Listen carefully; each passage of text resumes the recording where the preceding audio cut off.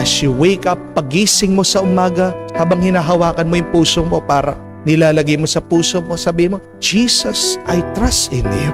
May sakit ka, san man yung parte ng iyong katawan na kumikirot, may sakit, hold that. Pray, say, Jesus, I trust in you.